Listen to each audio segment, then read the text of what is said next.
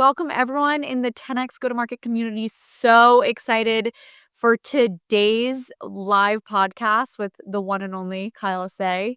Very, very pumped for this based on all of his kind of hot takes on sales and AI and his great experience in sales previously, being one of my favorite customers of Focus as well. So before we dive into Kyle's background and all the juicy topics that we're going to cover today, for those of you that haven't joined this before, feel free to put your name in the chat, what company you're coming from. If you have any questions for Kyle, feel free to ask it as well. We'll try to get to all of them. But really, this is an opportunity for you all to ask any questions that you have top of mind about sales, about building sales, about doing sales, about using AI with sales.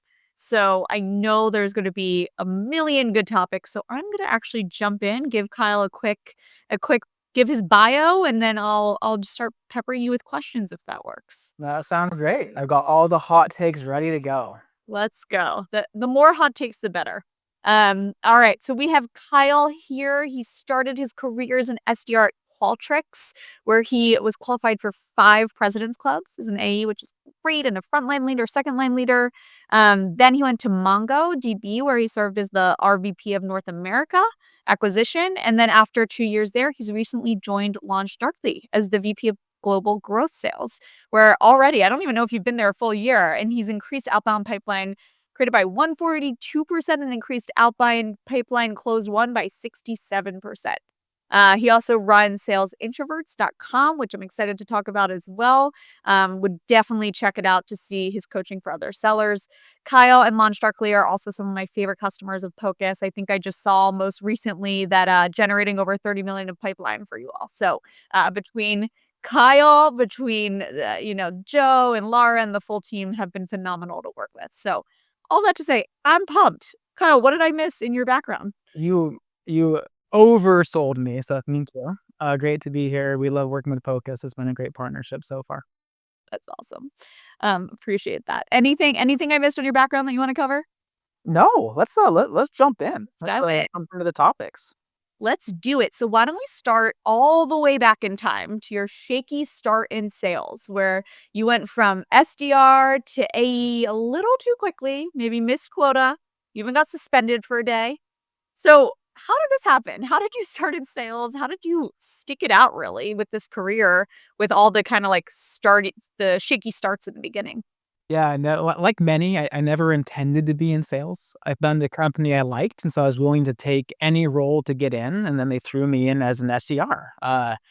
Because the company was growing so quickly, they desperately needed AEs. And so they just threw me on the sales floor after 3 months. I still had no idea what I was doing.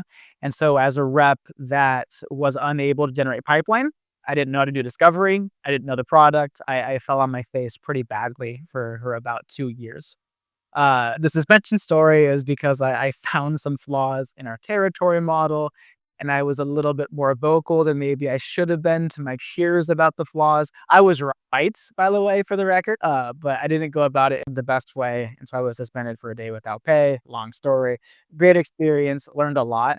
But yeah, that's why I'm really conscious with people that I'm mentoring and coaching about the balance of promoting quickly, but also having the foundation to be successful, because I did not have the foundation. And it's a big reason why I struggled for 2 years as a full cycle.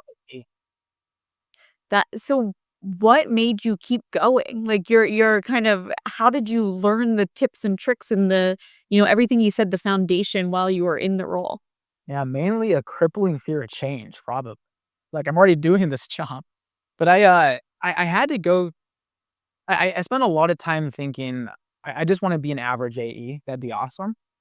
But then I began to find myself with more of a victim mentality of, well, I'm not having success because my territory. I'm not having success because this prep got a better inbound or customers. And then I finally just had this wake up moment of I need to either commit to this and go all in, put all my effort in and accept the outcome, or I need to walk away from it and find something that I can commit to, because I'm not going to spend my career half-heartedly pursuing something, trying to find an excuse for why success wasn't coming. And that was a pivotal moment in my mindset to go all in on learning how to sell, all in on PG efforts. And that's where things really turned around. That's awesome. And something you mentioned early on was I didn't know how to do discovery. You were just like thrown in there, never did proper discovery, which I think is a lot a big part of the learning curve, especially from SDR to AE, or even AEs going to bigger and bigger, more advanced segments and getting promoted. So I think it's an area that a lot of people struggle with. What do you think reps can do better to be better prepared for discovery calls? And what do you think reps are doing wrong right now? That's such a massive question, and it's one of my current big pushes. I think a thing that reps get wrong is not realizing how selfish discovery can be. They go into a discovery call thinking about all the things they wanna understand from the buyer, the information they wanna get out of it, and they don't stop and think, "Why did this person even agree to 30 minutes with a salesperson when nobody wants to talk to salespeople? What do they wanna get out of the call? And how can I balance what I wanna learn from them with what they wanna learn from me to drive a more mutually beneficial conversation that leads to the buyer actually opening up, sharing more, and going deeper into discovery?" So it's much more of a mindset shift. What does the buyer want to get out of this? How do I get that for them to allow me the license to go deeper on my more selfish questions? That's a good framework, I think, to instill across the entire sales journey beyond just discovery. When you think about prospecting or, talking to an executive and preparing the business case, every pricing, it should be more around what value is this person getting from me alongside of me trying to understand their pains to gather to bring more value in the future as well. Completely agreed. Yeah, it doesn't end with discovery, but it starts with even prospecting is where it starts.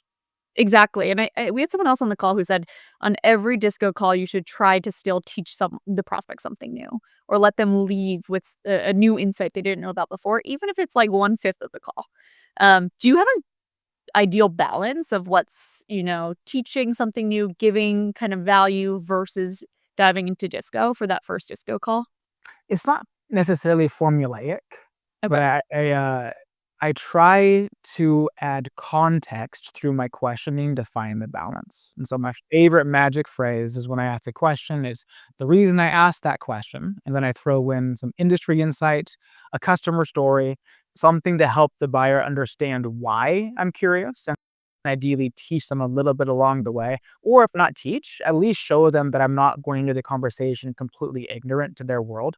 Because the buyers, one of their biggest concerns in discovery is I'm going to have to go educate this seller that knows nothing about me, nothing about my company. And after I do all this education, they might or might not have a relevant solution for me. Yep.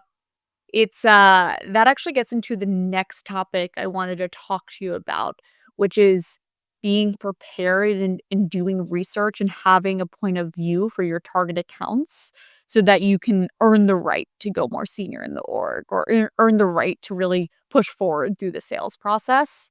Tell me a little bit how you think about doing account research, building point of views, if you have a framework or process that you typically recommend. Yeah, the point of view is rapidly changing. Because I remember when I was an AE, and it wasn't that long ago, I could just reference like their previous employer, where they went to school, and that was enough to get attention. But now, thanks to all the tools using AI to go scrape so much public detail about people and accounts, the point of view has to be much stronger. And so, this layer, I see Laura's comment in the chat. Yes, I am excited, Laura. There's layers to this. Layer one is the publicly available information that at least earns us the right to maybe ask some more questions. We can pull this using AI tools almost instantly from 10K reports, recent news, podcast execs are on, etc. However, using that alone to try to get the executive level is not going to happen anymore because every email with an AI tool is referencing that same point of view.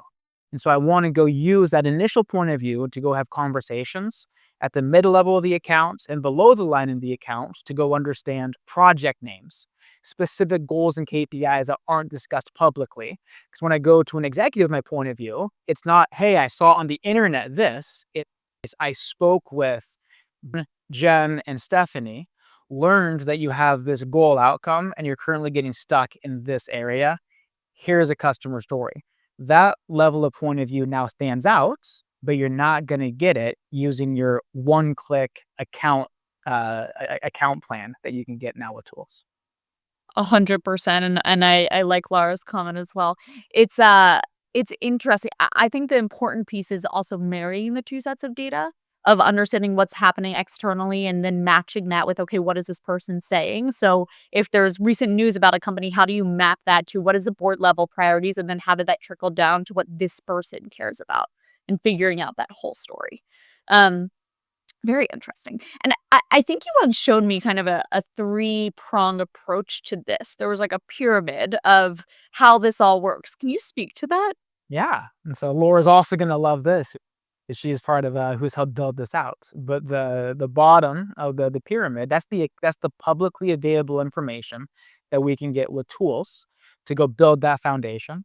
The middle layer is what we get through conversations. So it's a very basic example. If you go read a 10K, they all sound kind of the same. They're like, our risks, our competitors, and economic crisis, and natural disaster, all the things that are always in a 10K to protect a company. But then if you think like, we need to increase customer satisfaction. Okay, cool. That's generally clear. But then if I have conversations, I might understand we want to increase our net promoter score to 70 by this year. And we're measuring the impact of this by this increased retention for this specific customer segment. So when I go to a C-level exec responsible for retention and I'm referencing specific NPS targets, the segment they're going to measure the impact by, that stands out a whole bunch more than, hey, I saw on your 10K you want to increase customer satisfaction. It's like, of course we do. Like, who doesn't want to do that? That doesn't stand out. That doesn't differentiate. It's a great point. Maybe this leads us to the next topic of AI and sales. Actually, before I do that, I'm going to look in the chat. Okay, we have one question from Caitlin so far. Going back to discovery, what advice do you have for how deep to go in discovery at trade shows? Is more always better? I don't know if do you do trade shows, Kyle? I mean, I don't know if reInvent counts. I went to reInvent. That was a lot of people. But events in general are a great opportunity for deep discovery because you're in person and you're able to have much more real conversations. So yeah, I will almost always say more is always better in discovery because generally speaking, you're better off with more than less. Yeah. And in person is a hack for a lot of this. I feel that when I'm in person with someone versus Zoom, there's more natural flow to the discovery and it's more of a conversation versus one person probing the other. So it becomes easier there as well. Yes. All right, let's jump into this spicy topic. I was giving myself at least to the 15-minute mark to talk about other topics before we get into AI and sales. So we already just heard from you. There's so many AI tools out there, lots doing the bare minimum to tell you information externally, but what you need is a lot more than that. So tell us, AI in sales has led to a lot of noise right now in outbound. So tell me all the things that I know you don't like, what doesn't work, but is there anything that's also working with it? Yeah. So what I don't think works, and this is the kind of thing where 5 years from now, this might be like broadcast and recording. People say, "Look how dumb Kyle is." 'Cause I was just wildly wrong in my prediction. So if you're watching this in the future and I got it wrong, give me a little bit of slack. I'm doing the best I can with what I got. Okay. Dear future Kyle. You, future Kyle is much smarter than current Kyle. All right. What I don't think is gonna work is AI led outreach, and here's why: the better it gets, the less effective it's going to be. Because the power of AI is becoming personalized, relevant, timely, very, very quickly. But if I'm looking at my inbox and every single email is relevant, timely, and personalized, by default, nothing is relevant, timely, or personalized. As the quality improves, then that's what you need to differentiate and break out of the noise only gets more difficult. And so if we're relying only on AI to go scrape that, it's just because it becomes commoditized. There's going to be all the AI SDRs in the world sending possibly brilliant messaging that's ignored. So where we need to find the balance is the human element. So in person is a good example of that. Phone calls is a good example of that. LinkedIn videos for now is a good example of that. Where I love to use AI is to go build as much of a point of view as possible very, very quickly. What used to take hours can now be done in seconds. Yep. Giving me more time to go have real conversations and go get that next layer of point of view I'm not going to get through publicly available information. And so the sellers that are overly reliant on AI that just sit back, click a button, you're not going to stand out. The sellers that build part of the point of view with AI go the extra mile to have the conversations to go deeper, they're going to win with the efficiency while doing that last mile that only humans can do for now until everything is not human, which is a sad thing to think about. Well, we'll worry about that when it happens. For what it's worth, I completely agree, and that's how we've been building Focus's product as well. To us, we don't think that AI can replace all sellers right now. But what it can do is supercharge the sales team and have a seller be able to handle a lot more accounts or do a lot more revenue because they are no longer have to do that first layer of research and reasoning. They can get starting points of consolidating the information and having the first point of view so that they have that step one to then go step two, step three, step four of going much deeper. And so for us, it's the same thing.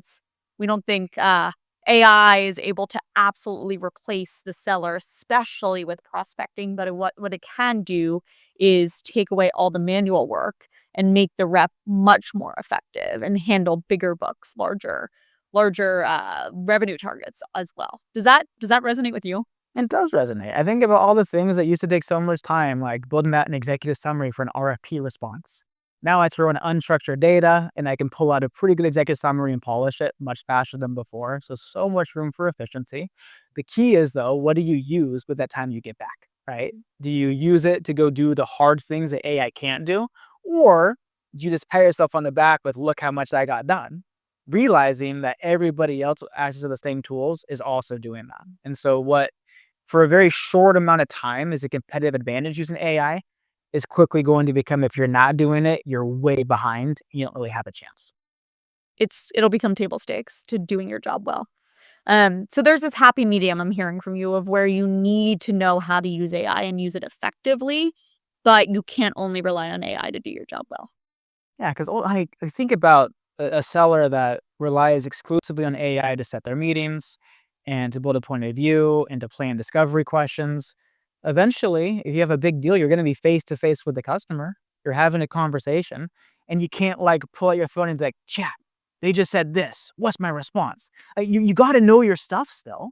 Like people, if you're superficial and overly reliant, you're not built on that strong foundation.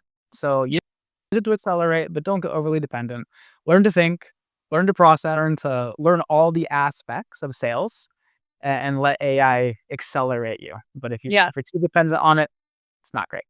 It's interesting. I'm thinking of 2 very different conversations I've recently had with large public companies. One conversation I had was, "We don't want AI in our sales org because we're nervous that the sellers will rely on it too much and won't do their own critical thinking." Then you have the other extreme where you say, "My board told us we need AI, so we need to go buy AI and then figure out, like, how to buy AI." And so to me, there, like, has to be this happy medium of figuring out, like, what is the pain, and then how do we figure out how to solve that pain with an AI solution? For you, where do you sit on that spectrum of, like, we need AI, AI, AI, like, just figure out, get it, we'll figure out how to make the changes once it's implemented, to, we're better off without it right now because we want critical thinking reps? Yeah, anything that involves aggregating data, pulling research, I think should be put onto the AI. I think as we get even better at the internal data sources, things like list building can be automated by AI. Agreed. But where I really want to draw the line is whenever we actually initiate a conversation with a human, whether it's an email we send, a LinkedIn message we send, a comment on a LinkedIn post, anytime that we're reaching out to a person, that should be the part handled by a person. AI should not be used to that, in my opinion, as someone that gets a lot of AI comments on my posts. So I'm a little bit biased against it. But that's where I would try to draw that line. When it should be human to human, don't try to use AI to plug that gap. Hmm. Um, what's your philosophy then on AI SDRs? It's hard because I think AASDRs can be looked at in a lot of ways. It can be looked at as an agent that does a lot of the manual work, giving a human SDR more time to go make calls and have conversations. You could also look at it as something that completely replaces an SDR function. Mm. So if an AI SDR is used to augment an SDR, make them way more efficient, help them build lists, help them build a point of view, help them get better contact data, help them do role plays, all about it. But if it becomes an agent that's intended to initiate an AI to human conversation, Maybe I'm just old school and I'm going to regret this in the future, but I hate it because I think about how I would want to buy things. I don't want to talk to an AI. I don't. Like when I go talk, if I need support from my cell phone provider, I'm always putting agent. Like first, I want to talk to a person. Can't use the word anymore. That's a load. Now, this is a, and I really don't think many people want to talk to an AI agent in an SDR function, and so I don't want that element of it. Yeah. I'm so excited to see future version of this podcast because there's a world where I know there's a Sam Altman or there's a quote somewhere that says like, if something feels impossible today, that's what you should be working on because it's going to be possible in the future. And I just can't wrap my head around though how that's going to be true with AI SDR for everything you just said. Because if everyone's doing it, then you have to figure out the other thing that everyone's doing, right? Like outreach and SalesLoft came about and it was like you have to be doing the volume of email approach, like go, go, go. And it worked until it worked for everyone and then it works for nobody because there's no differentiation. To me, that's the same thing that's happening now with the AI SDR. Yeah, and what's interesting is the AI SDR is only further compounding the problem that we created with SEP and massive and this ongoing sequences, automations, heavy volume. We're basically just supercharging a channel that has already been failing. Yep. I have can I ask a question I did not prep you for? Uh-oh. So I'm just trying to get all my spicy takes. So when I was walking through our kind of AI prospecting platform to someone VP level, I said, hey, like the AI is tapping reps on the shoulder, telling them what to do, who to prioritize, who to focus on, how to win the deal. And their response was, oh, maybe instead of replacing the rep, AI can actually replace some managers and have managers just be managing more people at once because they can manage on the people skills, but the AI can tell them, this is where you focus, this is how you prioritize, this is how you strategize a deal. Um, Give me your reaction to that take. I would like to see any AI get deal up as like I can. It's this mixture of passive aggressiveness and humor. It can't be replaced. So if my boss watches this, I dare you to try. Uh, in all seriousness, I do think it will allow spans of control to get larger because it takes some of the burden off of like reviewing every call. We can do scoring with AI now that I'm excited about. There's a lot of things that we can do. But there are elements, if you ever managed a salesperson or an SDR, there's a very human, emotional element to sales, and that connection is going to be essential to help people get through, like, my 2 years of missing quota. If I didn't have a good manager helping me through that, I wouldn't have made it, and I don't know that an AI bot looking me in the eyes every morning, "You can do this, Kyle." I just don't know that's gonna resonate the same way, right? And so I do think it will allow us to have larger span of control, which is awesome. I don't think it's gonna be replaced. But again, this is a guy like, will my function be replaced by AI? No. Famous last words, but I do think there's a lot of value added still that's going to require that human element in a fairly concentrated form for many years to go. Sounds similar thesis to AI replacing the sales rep, where it doesn't replace, but it increases span of control. For a sales rep, it's span of control with bigger books. For manager, maybe it's span of control for managing more people. And that's how I see it. I also do think there's parts of the manager job that AI can support in with the giving them the priority book, giving them the first step of this is a good play to run, or this is a good tactic to take, or this is a like really specific deal tactics. But But there is the human element, which is where AI won't be of the management, the career progression, the feedback that will need a human to be involved. I agree. But it is super interesting. I wonder if I'll get some hate from sales managers for that. We'll see. But then I'll just say, Kyle said AI will never be as good as him at Deal. Shin. I'm one of a kind. You can't automate that. I love it. Last topic. Looking ahead. So we're now talking to future Kyle and Alexa, who we already decided are going to be totally wrong in the future, but maybe we'll hope that they're right.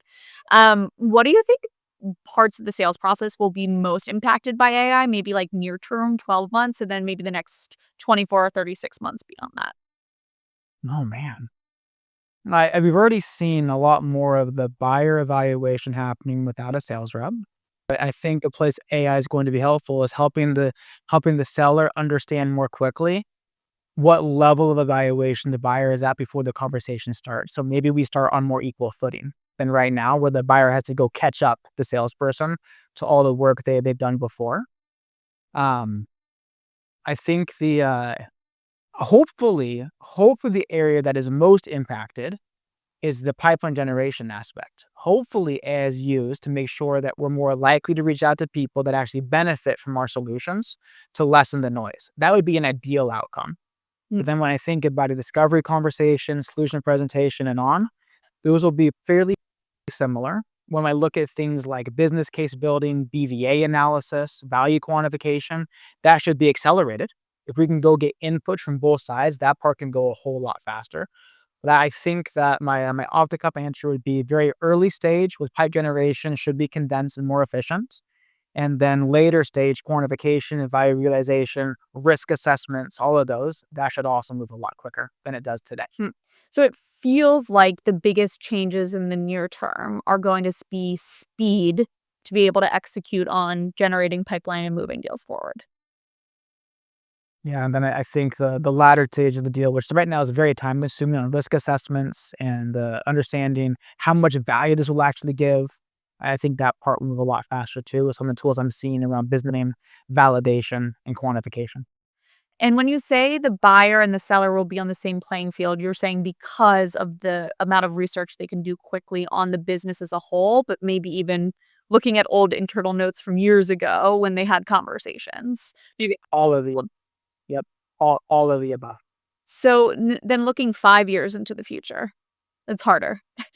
Because this, what I'm hearing from you is it sounds like things are gonna be faster. It's gonna be easier to get this data. Is there anything massive, and maybe a way to reframe this with a bigger bet is like the scale from AI will replace SDRs to SDRs are here forever. Yeah, it's with technology moving this quickly, predicting even a year out is so terrifying.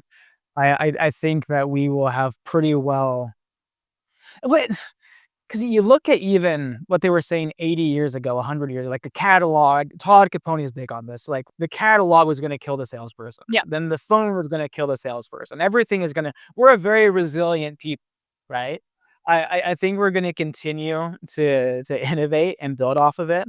And I hope for everybody's sake that we find a way to work with AI and still create value and meaningful personalized relationships. Because if the end outcome is just AI being used to always the optimal scenario with no human conversations, maybe that's great for ROI and shareholder value, but it isn't really a world that I want to play in or be a sales leader in. So I think part of my projection is not just what technology can do, but also as people, what do we decide it should do? Mhm. And trying to find that right balance. 100%. I also think this is in every field. Like, you could replace the word sales for engineer, and it's the same conversation. Yeah. Um, super interesting. Well, I know our time. Kyle, where can people find you? I know obvious answer, you should definitely follow him on LinkedIn. Great, great, great post, but is that where people should find you? So LinkedIn, I'm funnier on X, Oh, formerly I Twitter. need to follow you there. Yeah, a little bit less filtered. And then salesinterbirds.com is where I house all my content. Amazing. Thank you so much, Kyle. This was awesome. Hope I made future you proud. I hope you made future you proud, and I'm excited to watch this in a couple years. Yeah, I can't wait for my predictions to be mocked in 3 years on how wrong I was, but I gave it a shot. We Thank gave you. it a shot. That's all we did. Thank you, Kyle.